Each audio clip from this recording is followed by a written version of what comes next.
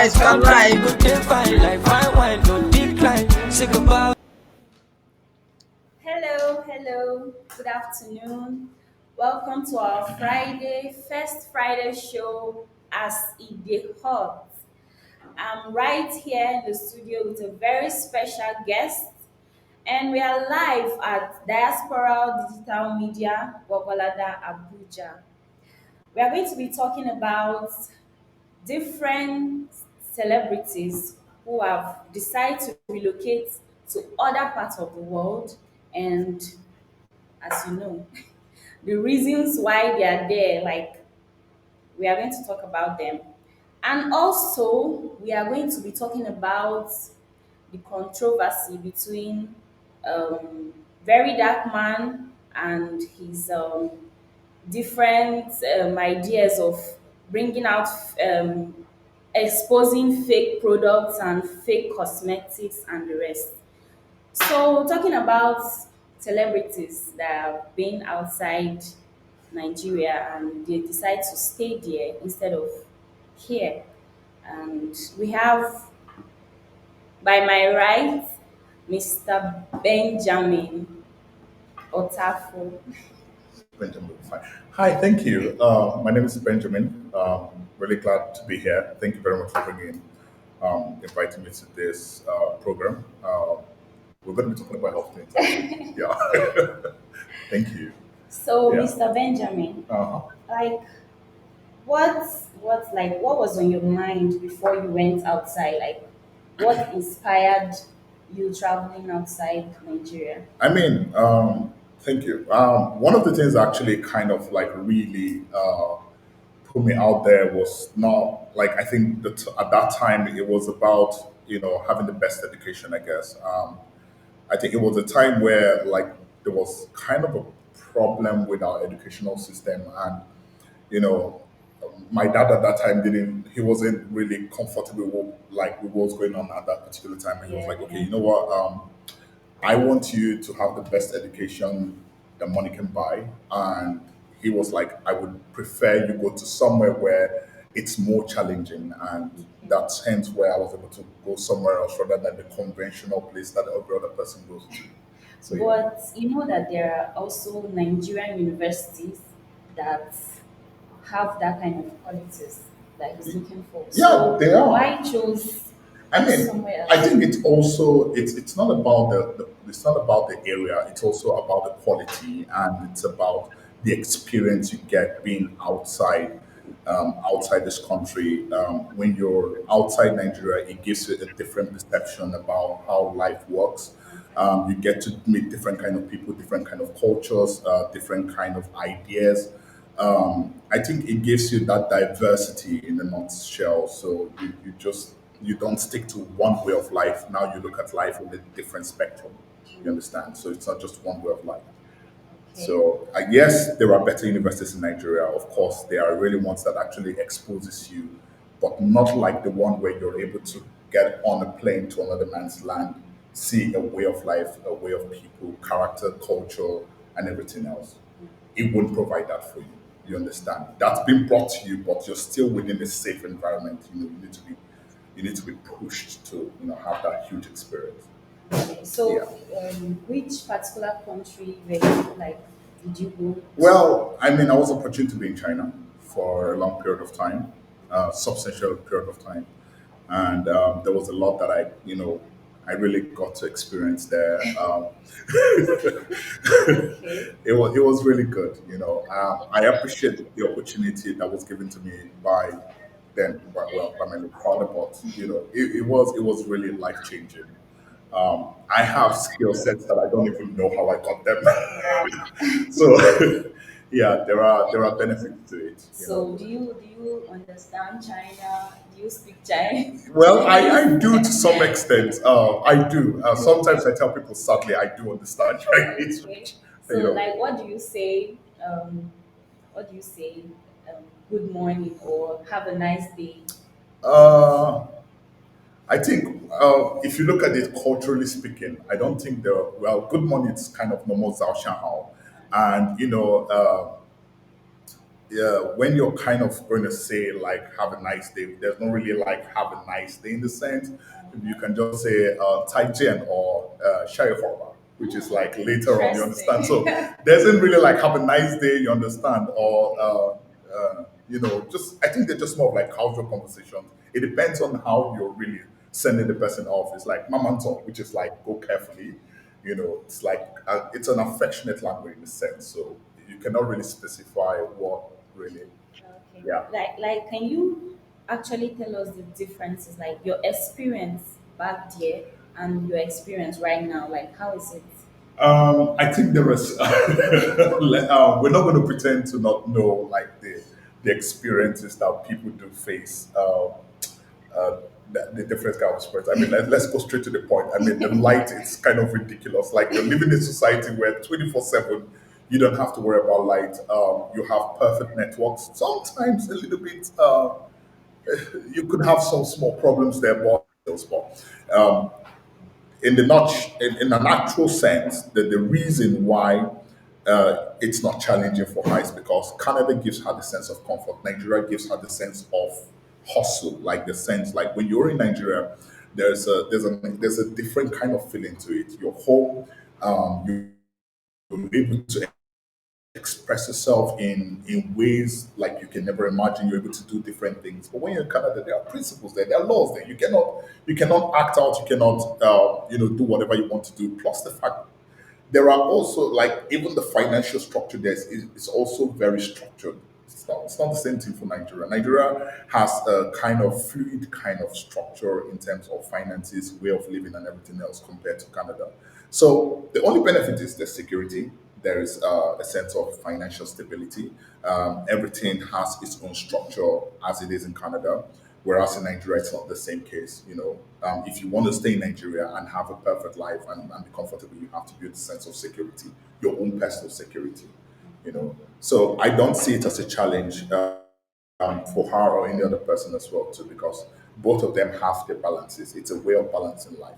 Of course, money is being spent, going back and forth, but money is also being made to solve that spending as well too. I don't know if I'm going to answer that question, but Yeah, yes, yeah, sure.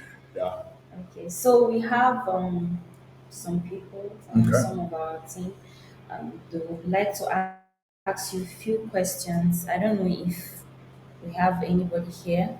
Okay, I think we have Mr. Palm, and is that Chigozie? Yeah, I think we have Mr. Palm. Okay.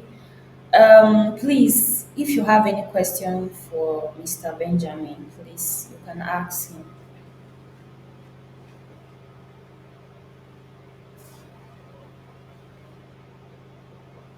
Mr. Chigozie, are you there?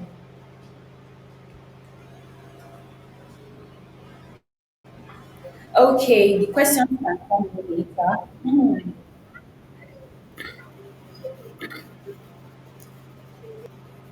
Okay. Can you Um. hear me? Yes, I can hear you. So, since we are talking about celebrities, and why they are leaving, should I say, um, why is there a guaranteed assurance? Is the grass greener over there for our celebrities, Nigerian celebrities? That's the question. Is the grass green over there? Because some people say the grass is greener on the other side, so that's why they are leaving. So, since you've been there and back, I guess you're in a good position to answer that question. Thank you. Well, well, I think yeah, the question it all boils down to what is your definition of grass and green. If the grass is green, it depends on what you define as green. I mean, we're in a country where we're in the world or in the society where your green is not my green and your blue is not my blue. Everybody has a different spectrum of colors and everything else.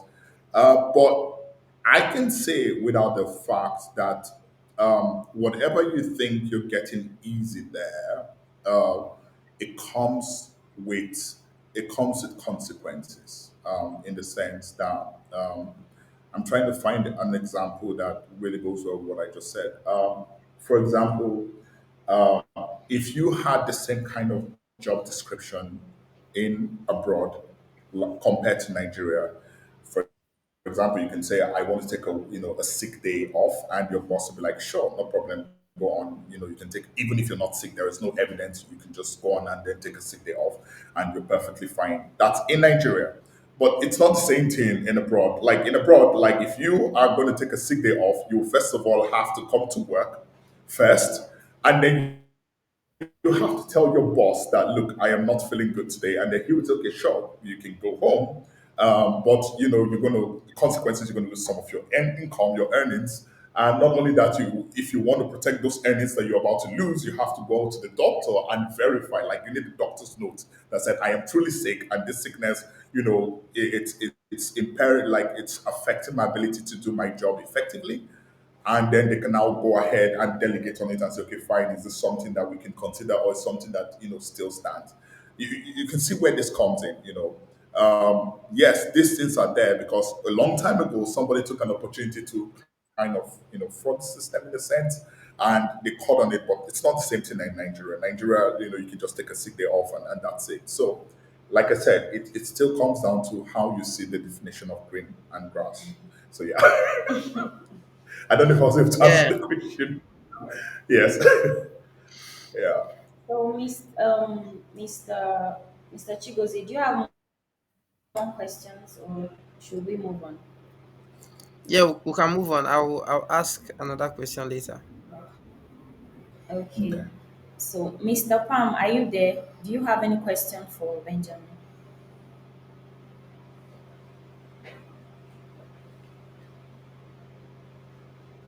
Okay.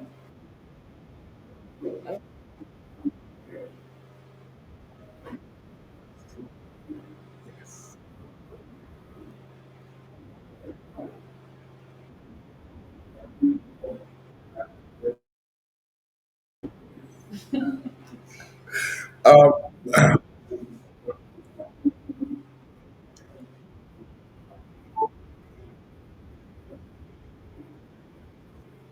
okay. So here is the thing. Being in China, there's something you need to understand. China was made for the Chinese, belongs to the Chinese, and it's only for the Chinese. No matter how much you try to run around the whole scheme of things, the reality is that when it comes down to the affairs of China, it belongs to the Chinese.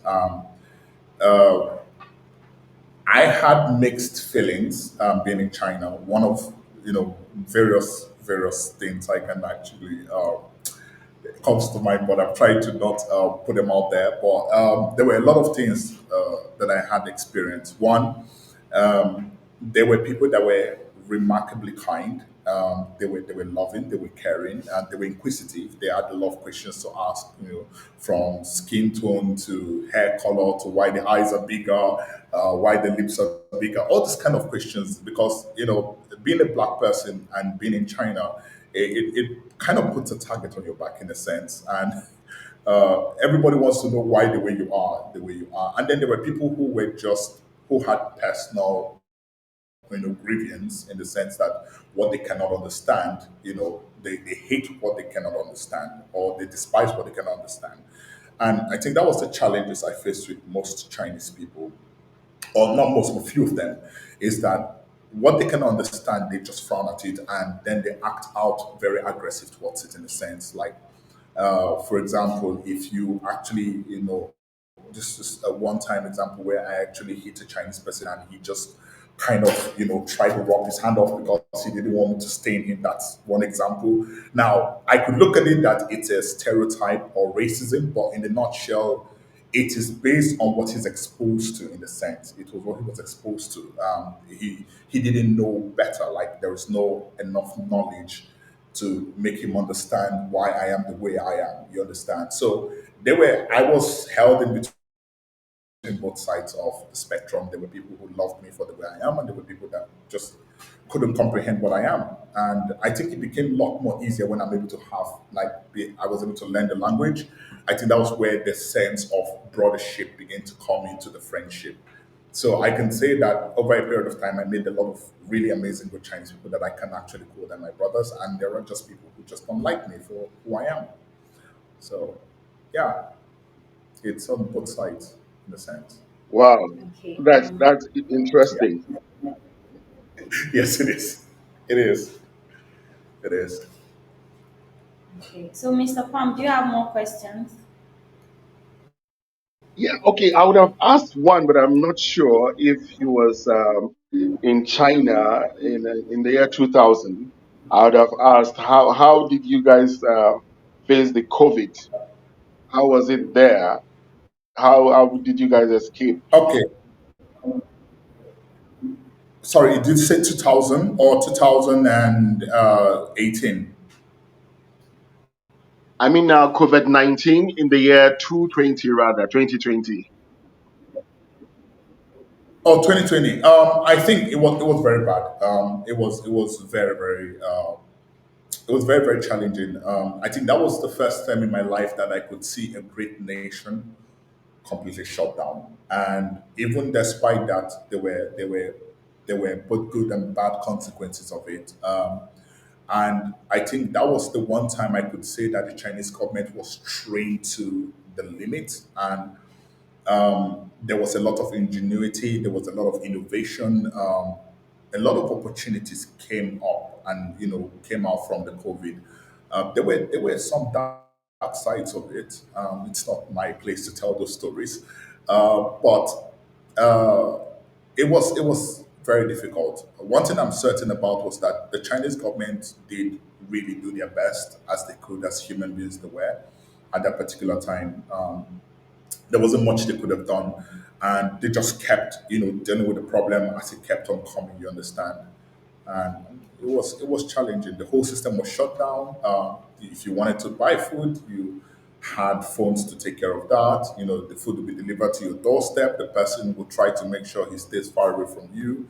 You had to have like a machine that made sure that the food was sanitized in a sense, before you're able to eat them, so you don't get any kind of infection of any sort. So it was a bit challenging, but I think in the end, the the government was able to handle it to the best of their knowledge. They, they didn't do too bad, really. There were some downsides, but they were okay in the end. Well, we're glad to have you back in one piece, bro. Yeah, thank you, Reverend. Thank you. Yeah, I'm glad to be back, though. All Yeah, right. thank you, Faith. That's it for now from me. All right. All right. I'm actually curious though. Like, how did you cope with their food and all that? Um, if there is one thing I love about the Chinese culture, is their way of food, the way of eating. There's an art to it. Sometimes it's kind of magical. Like people look at it and they're like, "How do you use two sticks to eat food?" Like it's amazing how it's just an extension of you. You just know what to do at that particular time. Picking up the chopsticks and then just eating the food. Some of them will sit well in your system. Other ones not so much. You would have to go through the consequences of like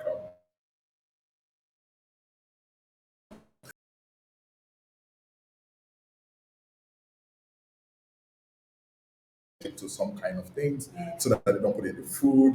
They were caring enough to know what you can be able to deal with. And there was some food they really wanted you to experiment on and see how it goes on in your system. But they would ask, in a nice way before they just shove it down your throat. But yeah, it was a really good feeling. The food was it's still one of the best part of China that I love. The way of the food, their structure, diversity as well. So China has a huge diversity of food structure in the country. Okay. It is. Like, Yeah. did you actually like learn some of their cultures and tradition? Like, how is it? Like, is it are they rigid? Like, are they strict on? Are they strict on it or? Some of the rules are very strict on it. For example, if you had a bowl of rice, right, Yeah. in China, and they brought it for you, you cannot take your chopsticks and just put it on top because that's you're signifying that that food belongs to the dead, Wow. or like it's kind of like an omen, a bad omen. So you cannot just like put your chopsticks on the top. And when you're done eating, you can not just leave your trust in you, put it on the top in this vertical direction, or you put it on the side when you're done eating. All these things are things that they took very seriously. Eating alone raises question if, like, they see you eating alone as a greedy person, they just go out with a friend. Even if it's your enemy, you go out with somebody to eat. Now, these are not laws that they were like really rigid about, but people would look at you with a side eye, like, what's going on with you? And, some very, very strange things, in China. They have a lot of, what's the word for it? Superstitious belief that they take very, very, very, very, very seriously. So they don't mess around with it. They don't. Yeah. Okay. So, Uh, like, do you have plans of going back to China, or you want to explore other parts of the world? Exploring other parts of the world, by the grace of God, yes, of course. I mean, I want to go out there. I want to see what the world has to offer. Going back to China, that's still left on the side for now. I think in my own better intelligence, I'll say we'll keep praying about it and see how, where, the wind takes us eventually. Yeah. Okay. So, like I said earlier, we are going to be talking about Very Dark Man. I believe in Very Dark Oh Man. yeah, I do. I do know him actually. I've had the pleasure of hearing some of his conversations. Okay. Some of them are very questionable, and some of them makes a lot of sense. Yeah. Yeah. I think he has like grown to have a lot of enemies and friends Oh yes, yes. due to how he talks and the kind of content he put out there. So, like, I personally, I think he's doing a great job Okay. by exposing all the fake. I, and I agree with you.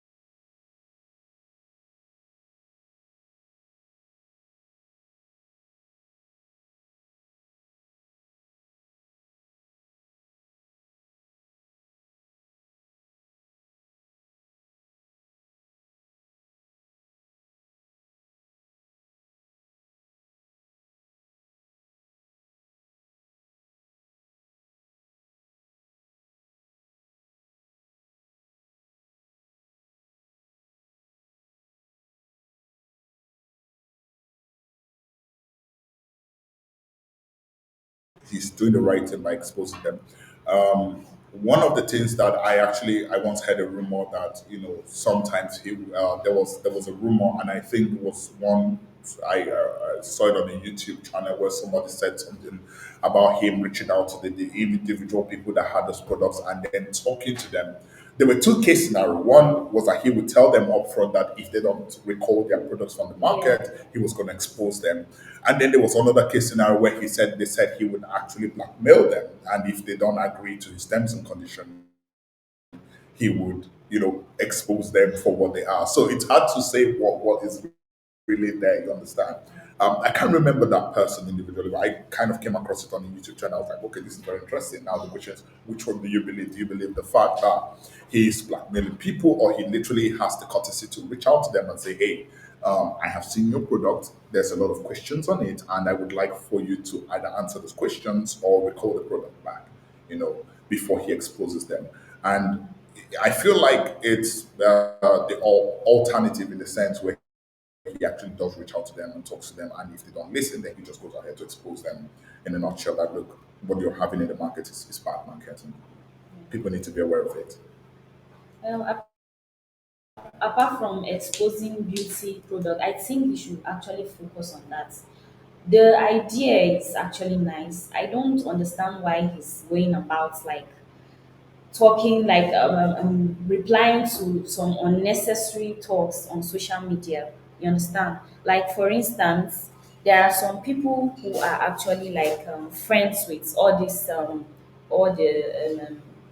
Products, yeah, people products. who own the Yeah, product, they yeah, are the producers of yeah, these yeah. products and They all are that. they are friends with them, so they wouldn't want to like, okay, you are trying to bring down my friend's business and all those things. So they will put like they will try to put their fans to be against Very Dark One. And I think he should just stick to what he's doing instead of replying to some of this unnecessary attentions, because most of them are actually just trying to draw attention to their pages and all those things.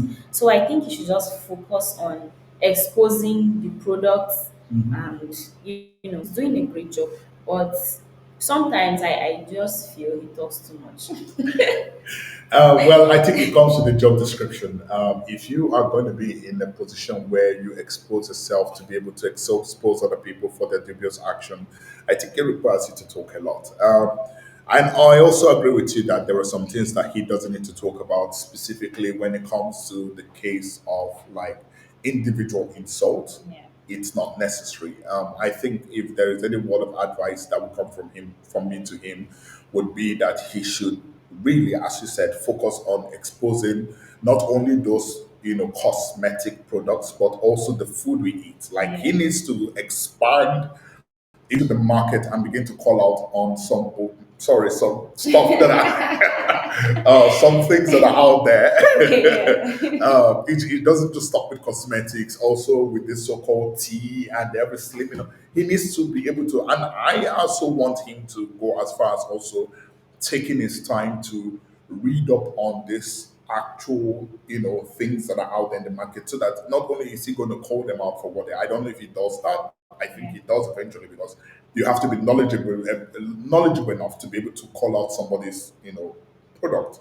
You can just call it out without not having the backup evidence. But I think he should be able to have like paper documents that he can be able to put online and say, these are the terms, these are what is going on there, this is the content in this product, and this is the amount of things that need to be there. You understand? He needs to be able to present like, you know, I know it's a bit too much, but charts that shows, how the long-term consequences of all these things that he's able to call out on that are in the